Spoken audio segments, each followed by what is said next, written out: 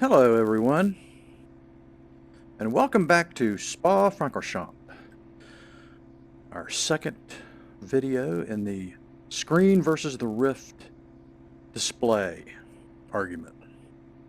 And in the first display video, I should say, the display video, I showed you as best I could what it's like to race with a single screen and what it's like to race with a triple screen. And now I'm in the Oculus Rift virtual reality headset. You probably have noticed a few things that are different here in the Rift, but I'm going to focus immediately on the single most important difference. When you were sitting, or actually probably right now, as you're sitting watching this on your video screen, the room is still everywhere around you, so that when your eyes come off of the screen, you're looking at a wall or a ceiling or a ceiling fan or the carpet or a desk or whatever, the stuff that's around your video screen. But in the virtual reality headset, all you see is the racing environment. So when I look around in the car, like I'm doing now, all I see is the racing environment, including behind the car. There's the engine and all the stuff behind me. And at any time when I'm looking around, all of this is here. The sky is there. When I look down, I see my driving suit in the cockpit of the car. I can look out in the mirrors. I can sit up out of the car and look over the front of the car and at the suspension. That's all there in the screen view as well, but because the screen is fixed and it doesn't look around like this headset does, you don't see it in the screen. So that's the biggest thing. In a screen, the room's still there. In the Rift, it's just the racing environment, or whatever, the game environment, whatever you're in. Okay? So that's the biggest difference right there. The Rift gives you the most immersion I've ever experienced. It's just so much more realistic because when you look around, you see what you see. See, when I'm looking straight ahead, it looks almost just like the single screen display. And as you go around the track, it will look very similar. But those of you that know what it takes to hustle a car around a track at a quick speed will understand the differences, that I'm looking a little differently. Because in the screen view, the driver's head and the driver's body are fixed. They stay in the same exact position relative to the car all the way through. But in this thing, if I lean or tilt my head or look over here or there, you can see that. And so it adds a different perspective to driving the car, because even though there's no G-forces at play in this simulation, your body still naturally reacts to, if you're taking a right turn, you kind of tend to either lean your head into the turn like some people do, or if you think the G-forces are at play, your mind's playing a trick on you, sometimes you're going to lean to the outside of the corner. So that's the other big difference. So first off, there's nothing but the racing environment, and secondly, as you're moving around, there's that difference, that movement, which you don't have in the screen view. So those are the two biggest differences. There is a few other things that I'll talk about at the end of this lap, but I'll go run a lap right now here at Spa, and hopefully this is pretty representative of a decent lap, and we'll go.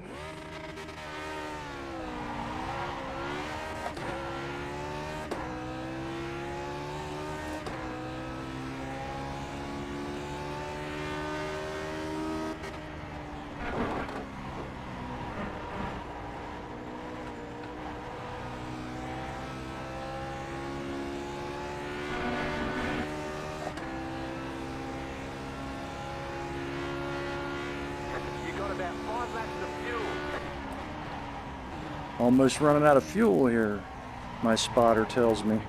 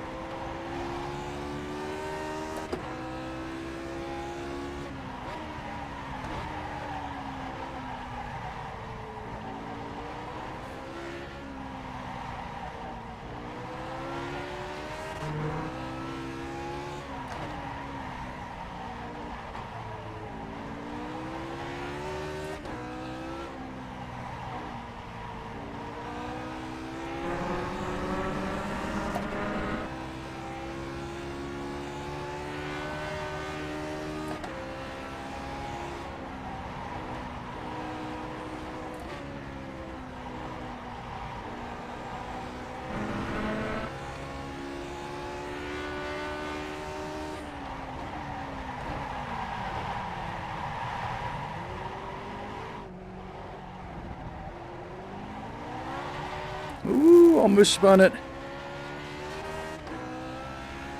Got into the bus stop a little too hot and then tried to compensate coming out.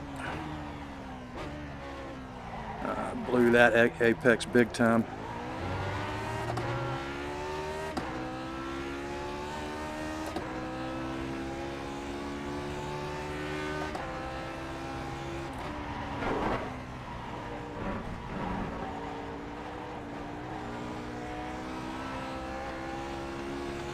Not the best run through there, but not terrible.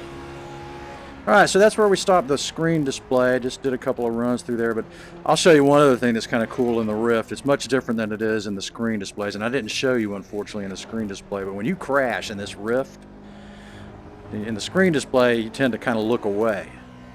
But in the Rift, because you're here, you're fixed in the car. I'm trying to figure out where I can make a really good crash. It's powerful. I will just do it down here.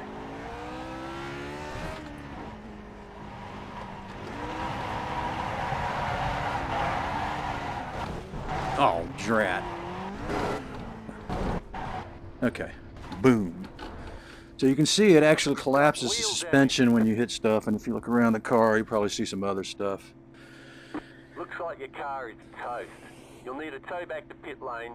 Press and hold. Let's see if it'll actually even move now. Yeah. It'll still move, but it does weird things.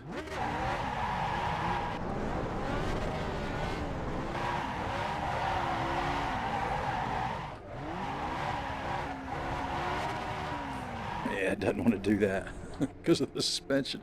Anyway,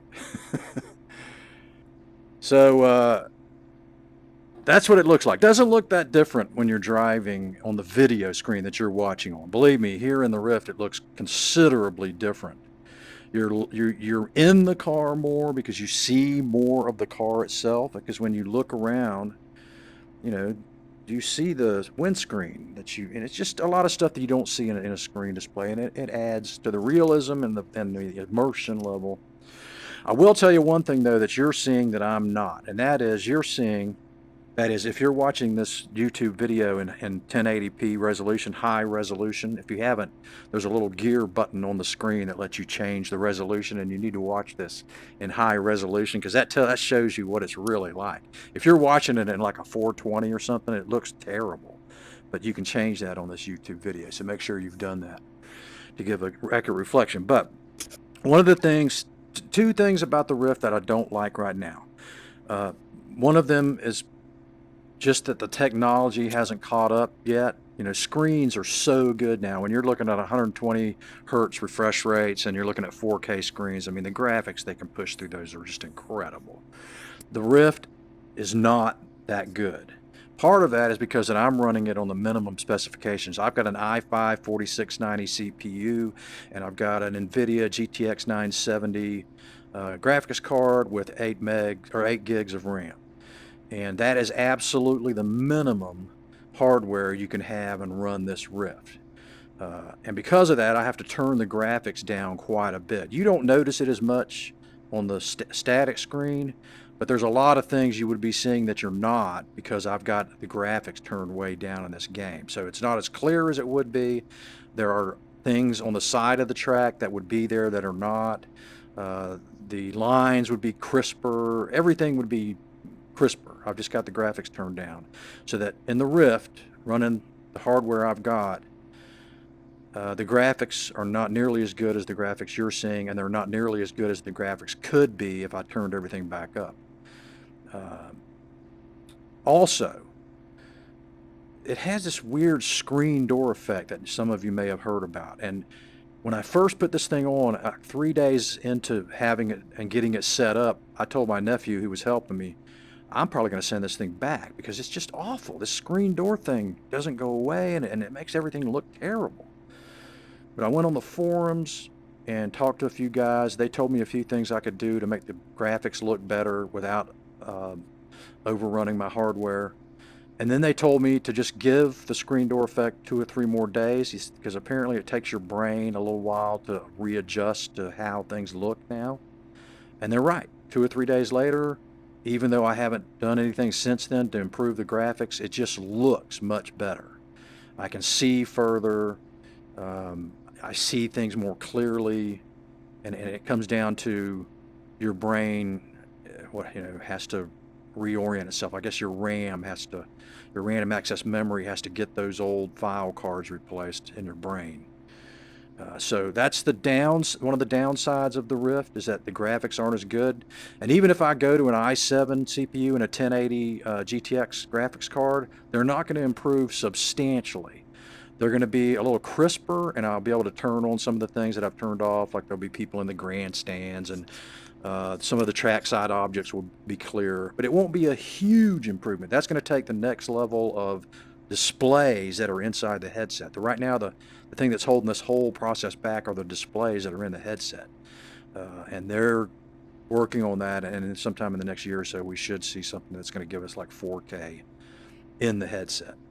So that'll be a big deal. So the graphics are a little bit of a problem right now. I'm overlooking it because the immersion is so much better with this headset. The other thing is, this thing is hot. It's got some really high-end displays in a very small place in front of your eyes, and they put off quite a bit of heat, and this thing is hot.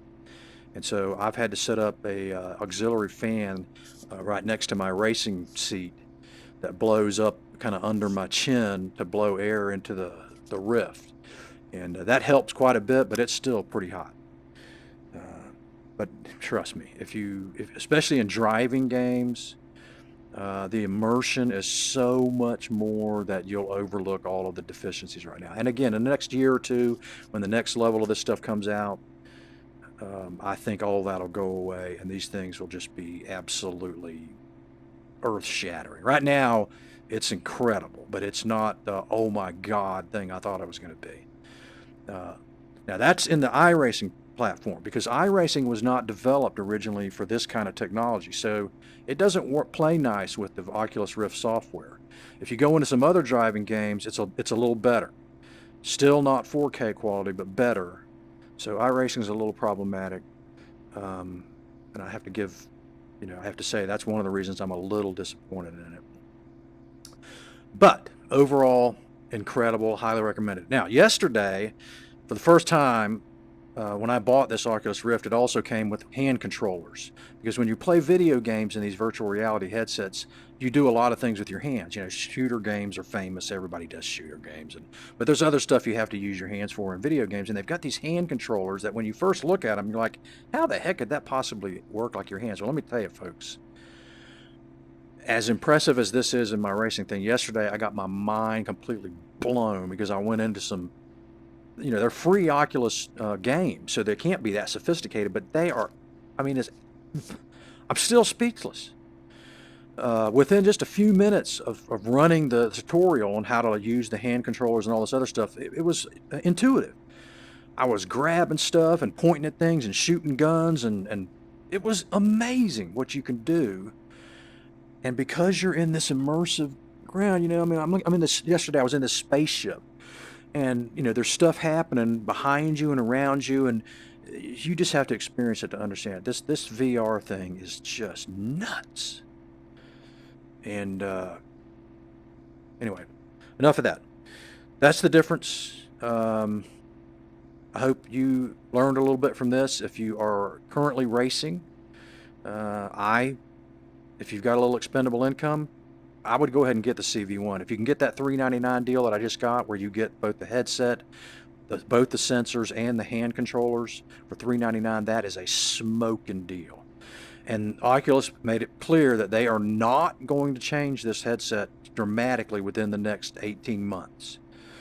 So I think at that price level, it's a no-brainer to get this thing. Again, make sure you've got at least an i5 4690. Make sure you've got at least something equivalent to a GTX 970 NVIDIA graphics card and 8 gigabytes of RAM, and this thing will run just fine. Give it a few days to get yourself used to it. The head position, the position of the headset is incredibly critical. It has to be exactly the right spot and the right angle to get everything clear. I mean, you get it out 2 millimeters and everything's crazy. But it's amazing how easy it is. Once you get the 3 strap positions set on the headset, you can just plop the thing on and everything looks great. So hope you had fun, and I'm out.